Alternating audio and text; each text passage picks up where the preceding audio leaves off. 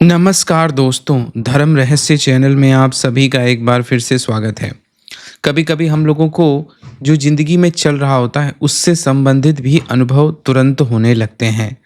ऐसा ही एक अनुभव आजकल के जो हमारी कंट्रोवर्सी चल रही, उस पे आधारित एक साधक को हुआ। तो उनके जीवन में क्या अनुभव हुआ, उन्होंने टेलीग्राम के माध्यम से हमको लिख कर के भेजा है। तो आइए जानते हैं इस अनुभव के विषय में और फिर मैं इसको इस विस्तार से इसके विषय में जो उन्होंने पूछा है, वह भी बताऊँगा। तो उन्होंने से लिखा है, जय माँ पराशक्ति, जय गुरुदेव। गुरुदेव प्लीज़ इसका आंसर ज़रूर दे दीजिए। गुरुदेव, मेरा एक प्रश्न है, कृपया इसका उत्तर अवश्य दें। गुरुदेव, उस दिन जो घटना हुई, हमारे एक गुरु भाई की मृत्यु हो गई, जिसके बाद कई गुरु भाइयों ने उसका आरोप आप पर डाला, जिसके अनुसार ये सब आपकी लापरवाही की वजह से हुआ और कुछ लोगों का तो गुरु मंत्र से विश्वास उठ गया।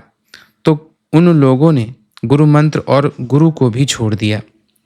इन सब बातों से गुरुदेव मैं भी कुछ प्रभावित हुआ कि अब मैं क्या करूं, और मेरा मन बहुत ही अशांत हो गया।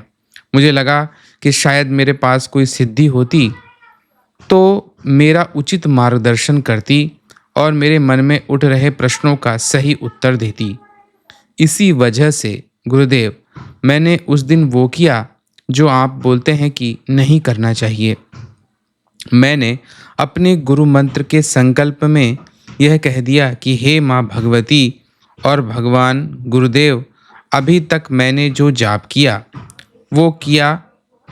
अब आगे से मैं जो गुरु मंत्र का जाप करता जाऊंगा, उससे जब भी मेरी ऊर्जा सिद्धि शक्ति के लायक बन जाए, तो तब आप मुझे अपनी इच्छा अनुसार कोई भी सिद्धि प्रदान करें, जो मेरे प्रश्नों का सही उत्तर दे और मेरा सही प्रकार से मार्गदर्शन करे। गुरुदेव, उसके बाद मैंने उस दिन भी सिद्धि की मांग की और दूसरे दिन भी की और फिर उसके दूसरे दिन भी। गुरुदेव, फिर मुझे स्वप्न आता है। गुरुदेव, उस स्वप्न में और भी बहुत कुछ देखा, पर मैं अपनी मुख्य बात बताता हूँ कि उस स्वप्न में मैं देखता हूँ कि एक आकाशवाणी होती है, जिसमें मुझसे कहा जाता है कि भगवान शिव आपसे नाराज़ हैं, क्योंकि आपने अभी तक जो भी पूजा की वह सब भगवान शिव को जा रही थी, यानी अर्पित हो रही थी, पर अब आपने वो सब किसी और पर चढ़ा दिया है। इसलिए अब तुम्हें वो मिलेगा, यानी प्राप्त तो होगा, जिसे तुम पूजते हो। फिर उसके बाद गुरुदेव, मैंने कुछ सेकंड के लिए 17 या 18 साल की कुर्सी पर बैठी हुई एक युवती कहूँ या कन्या, पर उसने साड़ी नहीं पहनी थी, मैंने उसे देखा।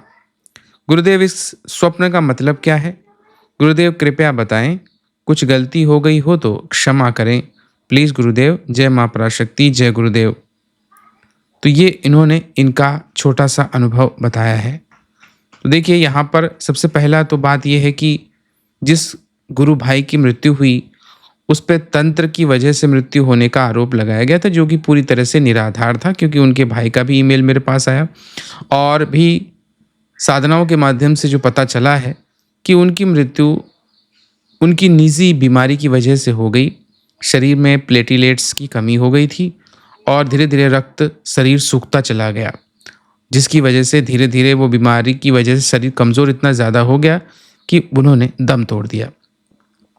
लेकिन इसका जो है गलत आरोप कुछ लोगों ने मुझ पर लगाया और समय के साथ में उसको इस तरह से प्रचारित प्रसारित किया गया, जिसकी वजह से लोगों के मन में भी शंका आने लगी कि कहीं गुरु मंत्र में कोई कमी तो नहीं है, या कोई गुरुजी जो दंत्र दे रहे हैं उसकी वजह से ही तो ऐसा नहीं हो रहा। कुछ ने तो यहाँ तक कहा कि गुरु मंत्र के जाप की वजह से आपके जीवन में भी संकट आएगा, जबकि हमारे पास प्रत्यक्ष उदाहरण है, सारी चीज़ें उपलब्ध हैं कि गुरु मंत्र कितना शुद्ध है, सब जानते हैं। जिसने देवी महात्म्य पढ़ा है, जो दुर्गा सप्तशती पढ़ता है, वह सब ये बात जानता है। लेकिन फिर भी लोगों ने प्रश्न किया और चीज़ों का विश्वास उठा और इस तरह से उसका प्रचार दुष्प्रचार किया गया कि लोगों को इसमें विश्वास उनका ख़त्म हो गया। तो ये चीज़ सबके साथ होती है। मैंने पहले भी बताया है कि माता सबकी परीक्षा लेती हैं और समय आने पर सबको भ्रमित भी करती हैं। उनके लिए मंत्र आता है, ज्ञाननापि चेतिसाम देवी भगवती ही सह बलादाय कृष्ण मोहाय महामाया प्रयक्षति।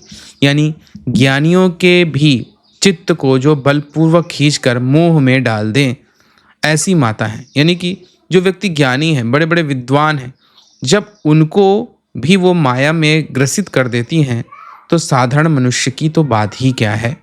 तो उन्होंने जो परीक्षा ली उसमें लोग उनकी उस माया में फंस गए और अपने ही गुरु पर अविश्वास किया। गुरु मंत्र पर इतनी दिनों से जिसका जाप कर रहे थे उस पर अविश्वास हो गया, वो भी सिर्फ एक छोटी सी घटना के कारण। एक घटना ने उनको इतना प्रभावित कर दिया कि अभी तक के जीवन में जो उन्होंने अनुभव किए, जो लोगों के साथ अनुभव हुए, जो हमारे यूट्यूब चैनल पर भी डाले गए हैं, जितने सारे लोगों के जीवन में चमत्कार हुए, वो सारी बातों को वो लोग भूल गए। लेकिन फिर भी समय की बात है, हर एक चीज़ का एक ऐसा प्रभाव, और काल का समय जब बदलता है तो चीज़ें बदल जाती हैं। जैसे कि भगवान राम का वनवास होना था, तो उनकी ही माता, जो उनकी सबसे प्रिय माता थी कैकेयी, उन्हीं के विरुद्ध खड़ी हो गई थी।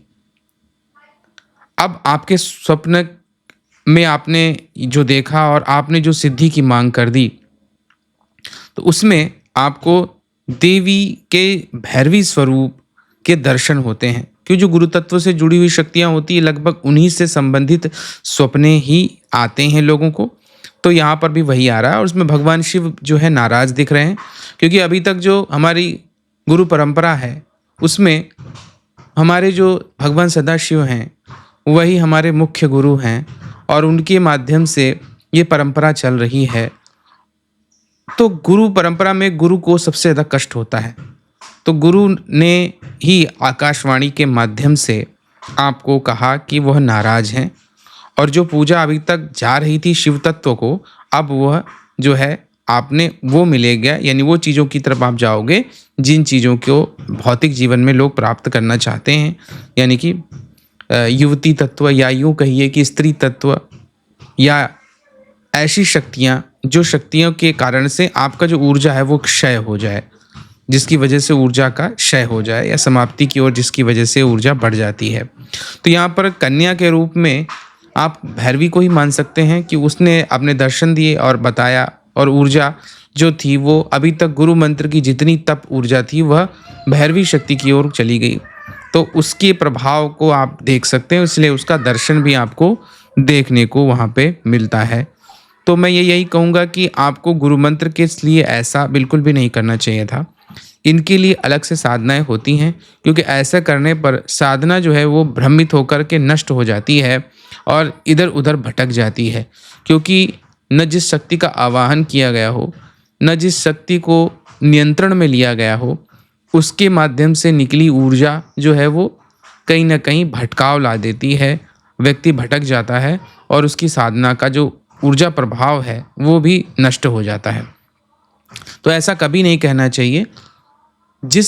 हमारा जो मूल उद्देश्य है वो है गुरु मंत्र के माध्यम से मोक्ष की प्राप्ति करना, और अन्य मंत्रों के माध्यम से भौतिक जीवन का जो हमारी अपनी समृद्धि या जो कुछ के लिए भी कोई कार्य करना चाहता है वो करे। तो उसके लिए अलग मंत्र हैं, और वो फिर हमारी परंपरा शुरू होती है। वहाँ पे सभी चीज़ों की आवश्यकता पड़ती है, गणपति से लेकर के, भैरव से लेकर के, और अन्य देवी तत्व जितने हैं उन सबको, योगिनी जितनी हैं उनकी पूजा, जितनी भी अन्य शक्तियाँ हैं उन सब की पूजा फिर आवश्यक होती है जब हम लोग सिद्धि की तरफ बढ़ते हैं।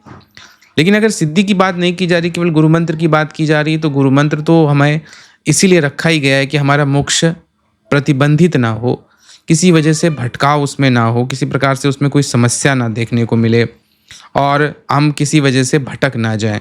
तो यहाँ पर वही हुआ है, तो आप भटकाव हो गया।